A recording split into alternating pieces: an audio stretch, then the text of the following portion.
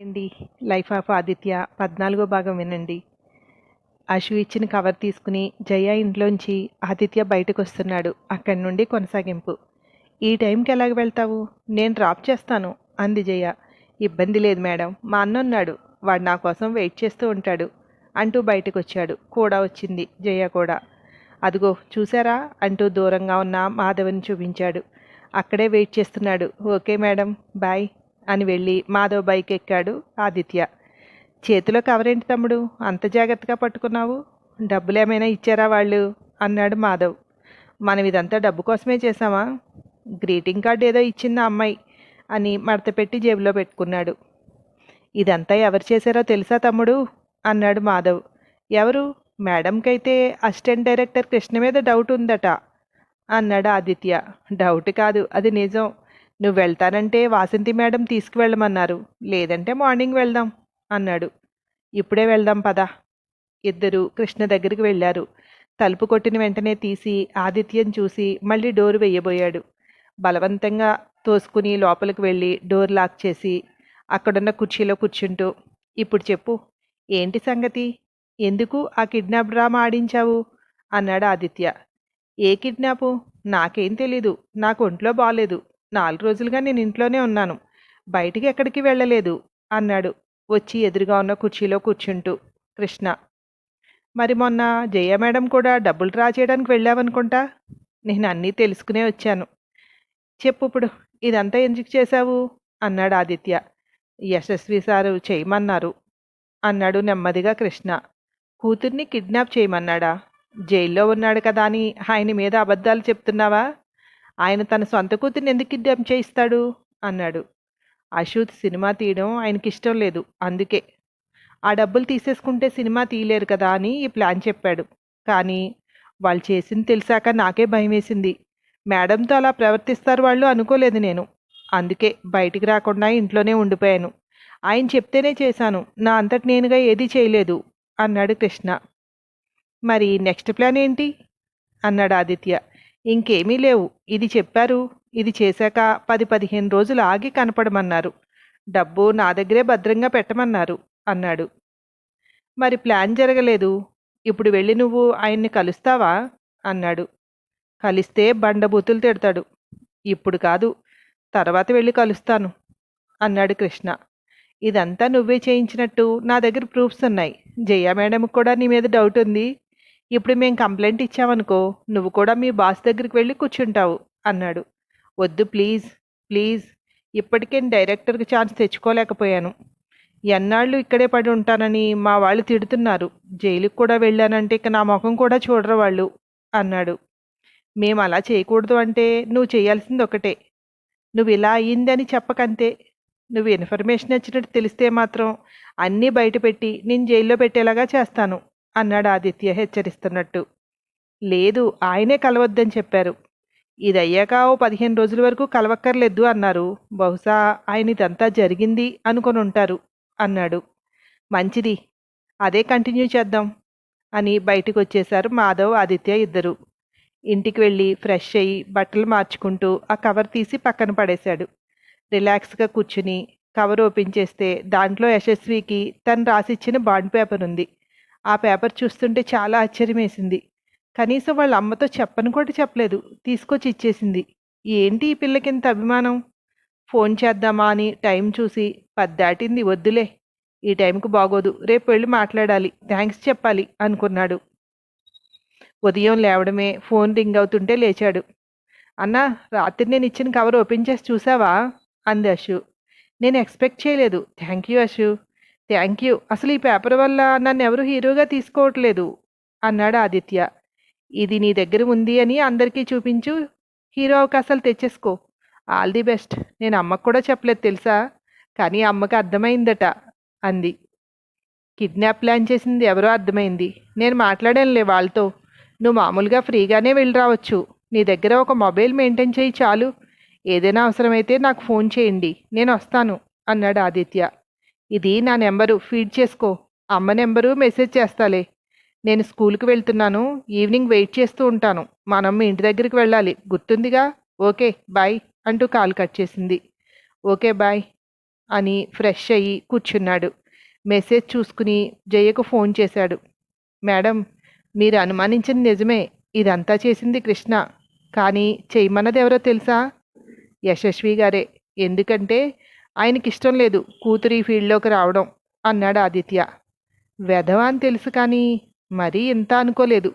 ఇప్పుడెలా? వద్దంటే ఊరుకోదే అంది జయ. మేడం, నేను ఉంటాను కూడా, కానీ తెర బయట ఉండను, వెనుక ఉంటాను. ముందు మీరుండండి, నేను ఎలా చెప్తే అలా చేయండి. ఇప్పుడు నన్ను చూశారంటే వాళ్ళందరూ మీకు హెల్ప్ చేయకపోవచ్చు. యశస్వి గారు వచ్చాక ప్రాబ్లం అవుతుంది కూడా అన్నాడు. ఆదిత్య, నేను వాసంతి అపాయింట్మెంట్ తీసుకున్నాను. ఇప్పుడు వెళ్తున్నాను కలవడానికి. కుదిరితే నువ్వు కూడా రా అని కాల్ కట్ చేసింది. ఎదురుగా చూస్తే మాధవ్ మెలికలు తిరుగుతూ ఎవరికో సైట్ కొడుతున్నాడు. ఏం చేస్తున్నావు అక్కడ అన్నాడు ఆదిత్య. ఎవరు తమ్ముడు ఫోను అన్నాడు మాట మారుస్తూ మాధవ్. జయ మేడం వాసంతి మేడం దగ్గరికి వెళ్తున్నారట. కుదిరితే రమ్మంటున్నారు అన్నాడు. నాకేంటి తమ్ముడు ఇంతమంది అమ్మాయిలు ఫాలోయింగ్ అన్నాడు భుజాలు ఎగరేస్తూ. నువ్వు జయ మేడం గురించి ఈ రకంగా ఊహించుకుంటున్నావా? తప్పు. పెళ్ళైన వాళ్ళ గురించి అలా ఆలోచించకూడదు అన్నాడు ఆదిత్య. నేనన్నది జయ మేడం గురించి కాదు. అటు చూడు, ఆ ఇంటిపై నుండి ఎవరో నన్నే గమనిస్తోంది అన్నాడు. అటు చూశాడు. ఎవరో అమ్మాయి చూస్తోంది. ఆదిత్య చూసిన వెంటనే పక్కకు తప్పుకుంది. నా సినిమాలేవో చూసి ఉండొచ్చు, అతనేనా అని పరిశీలనగా చూసి ఉండొచ్చు, దానికే నువ్వు అన్నాడు ఆదిత్య. నీకు అర్థం కాదులే తమ్ముడు. నేను చూపుల్ని బట్టి ఎలాంటి చూపో గ్రహించగలను. పాప నా మీద ఆశ పెంచేసుకుంటున్నేమో. చెప్పాలి, నా గర్ల్ ఫ్రెండ్ ఆల్రెడీ ఉందని అన్నాడు. ఆహా, నీకు అంత టాలెంట్ ఉందా? అయితే చెప్పు, ఆ అమ్మాయి మ్యారీడా అన్మ్యారీడా అన్నాడు ఆదిత్య. ఖచ్చితంగా పెళ్ళికాని అమ్మాయి. నేను చెప్పాను కదా, నాకు అన్నీ అలా తెలిసిపోతాయి అంతే. ఆ అమ్మాయికి పెళ్ళవలేదు, నన్ను ప్రేమిస్తోంది కూడా అన్నాడు. ఏడ్చావులే, మనం వెళ్దాం పదా అన్నాడు ఆదిత్య. ఇలాగేనా? ఒక్క 5 minutes తమ్ముడు అని పైకి చూసి బై అన్నట్టు చెయ్యి ఊపుతూ లోపలికి వెళ్ళిపోయాడు. 15 నిమిషాల తర్వాత ఇద్దరూ బయటకొచ్చి బైక్ స్టార్ట్ చేస్తుంటే ఎదురింట్లో నుండి ఒక చిన్న పాప, ఆ అమ్మాయి ఇద్దరూ బయటకు వచ్చారు. కూడా ఒక పెద్దావిడ. ఆదిత్యం చూస్తూనే, రామేశ్వరం వెళ్ళినా శనేశ్వరం తప్పలేదని అక్కడ ఇల్లమ్ముకుని ఇక్కడికి వచ్చినా వీడిక్కడికి కూడా తగలడ్డాడేంటి కర్మ. ఇదిగో, మీ ఇద్దరూ అటు కనీసం చూడను కూడా చూడకూడదు, తల వంచుకుని వెళ్ళండి అంది గట్టిగా వాళ్ళిద్దరితో ఆవిడ. అబ్బో, చూస్తూనే పడిపోతారని భయమేమో అనుకున్నాడు మాధవ్. నువ్వు మాట్లాడకు అన్నాడు ఆదిత్య. ఆవిడ అక్కడే నిలబడి వాళ్ళు వెళ్తుంటే చూస్తోంది. వీళ్ళిద్దరూ బైక్ స్టార్ట్ చేసుకుని వాళ్ళని దాటి ముందుకు వెళ్ళారు. ప్రొద్దుట తమరేదో అన్నట్టు గుర్తు ఆ అమ్మాయి గురించి అన్నాడు ఆదిత్య. అవును తమ్ముడు, ఇప్పటికీ అదే బల్ల గుద్ది చెప్తాను అన్నాడు మాధవ్. ఇక్కడ నువ్వు గుద్దడానికి బల్లలేమీ లేదులే, కానీ ఆ అమ్మాయి ఎవరో తెలుసా? ఆ చిన్న పాప అమల కూతురు. అమల చనిపోయింది కదా, వాళ్ళ డాడీ మళ్ళీ పెళ్లి చేసుకుని ఉంటాడు అన్నాడు ఆదిత్య. బైక్ కొంచెం పక్కగా వెళ్తూ ఆపేశాడు. ఏంటి నువ్వనేది నిజమే? అమల అంటే నువ్వు లవ్ చేసిన అమ్మాయి కదా అన్నాడు మాధవ్. ఆశ్చర్యపోయింది చాలు కానీ పద. ప్రొద్దుట మనల్ని చూసిన దానికి కారణం ఇప్పుడు నీకు అర్థమైందా? ఇదంతటికీ కారణం నేనే అన్నట్టు చూసింది. అమ్మాయిలు చూస్తే చాలు లవ్ అని ఫిక్స్ అయిపోవడమే అన్నాడు ఆదిత్య. నిన్నక్కడ దింపేసి నేను ఒక చిన్న పని చూసుకుని వస్తాను. ఈ పిల్ల నా వంక చూస్తోందని నా లవర్ ఫోన్ చేస్తే తీయలేదు. అర్జెంటుగా కలవాలి అని మెసేజ్ చేసింది. నేను వెళ్ళాలి, లేకపోతే గొడవలు అయిపోతాయి. నువ్వు వచ్చేసరికి వచ్చేస్తాను అన్నాడు. సరేలే అన్నాడు ఆదిత్య. వాసంతి ఇంటి ముందు మాధవ్ దింపేసి వెళ్ళిపోయాడు. లోపలికి వెళ్తుంటే వాసంతి ఎదురొచ్చింది. జయ మేడం వచ్చారా అన్నాడు ఆదిత్య. మాలతి జయ్యాతో ఏదో పెద్ద పరిచయం ఉన్నట్టు కబుర్లు చెప్తోంది తెలుసా అంది వాసంతి.